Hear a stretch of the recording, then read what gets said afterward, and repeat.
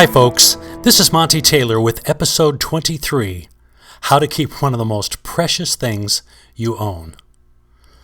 Recently I observed a good friend keep his word in a business transaction. The promise he made was not to me, but to one of my grown children. Keeping his word cost him a significant amount of money, at least in the short run. He had several reasonable excuses he could have used to break his promise, but he kept it anyway. It reminded me once again that our word is one of the most precious things we own. Do not give it lightly. Once given, do everything within your power not to break it. A broken word, like a broken cup, cannot hold very much for very long. But does one broken agreement really matter? One broken agreement is like a grain of sand. To a lake, a single grain of sand is nothing. But gather enough grains of sand, the lake becomes a swamp. Add more grains, and it becomes a bog. Add even more grains, and it becomes a desert. Go ahead, try to plant the seeds of your dreams in a barren desert. Just watch what happens. Gandhi observed, "A breach of promise is a base surrender of truth." The great Jim Rohn, as usual, was very direct on the subject. For every promise, he said, there is a price to pay. In one of his lighter moments, Dr. Norman Vincent Peale offered, "Promises are like crying babies in a theater. They should be carried out at once." Now, if our word is so important, who or what would keep us from keeping it? It's likely a familiar cast of characters you've come across in life's stage. Perhaps you've even been on the stage a time or two yourself. Sometimes it's the unconscious people. They use the excuse, "I forgot," whenever they break an agreement, which is often. And if they genuinely did forget, they consider their forgetfulness as sufficient explanation. If you were to ask them why they didn't write it down, they say, "I meant to, but I forgot." How convenient for them. And then there's the rebels. The rebels will break a rule just because it's a rule.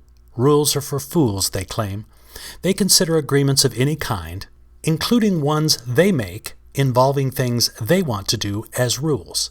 They claim they have no firm commitments in life, only options. Then there's the approval seekers. They will agree to do something because, when they do, they get approval. Their reasons for breaking agreements are often excellent ones, such as visiting the sick, feeding the homeless, and other things designed to get approval, even while breaking seemingly less important agreements. Then there's the comfort junkies. Comfort junkies will keep agreements if they want to at the moment. If it means doing something uncomfortable when the time comes, they simply avoid it. To make an agreement for them is easy because it's less comfortable than saying no. To actually do something when the time arrives is not so comfortable. Calling and saying they won't be there is also uncomfortable. So they avoid the whole situation. It's so good to be comfortable. Perhaps Napoleon Bonaparte had a good point when he said, "The best way to keep one's word is not to give it." But how to keep agreements? Here are a few suggestions. Make only agreements you plan to keep. Learn to say no, or maybe, or I'll get back to you, and then do get back to the person. If you don't want to do whatever it is you're agreeing to now, you probably won't want to do it when the time comes, so make your no known as soon as possible. Make every agreement important. With each agreement you give your word, keep it sacred. Some of us play the game, well, this agreement is more important than that agreement. While that may be true in terms of ramifications, just remember that each time you break your word, no matter how seemingly trivial the agreement, there is a cost. Remember that grains of sand thing, the swamp, the bog?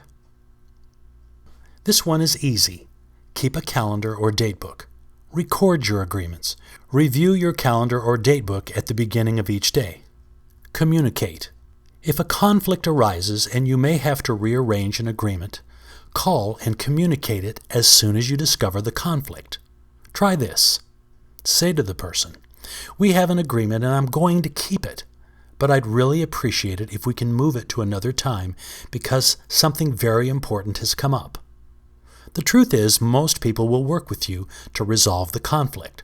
However, if the other person says, "I want you to keep your agreement anyway," be prepared to keep it.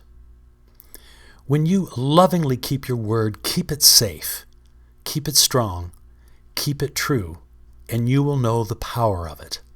When you lend it to a cause, especially one of your own choosing, its effect will be powerful. It's a fact that will be known. Once again, this is Monte Taylor,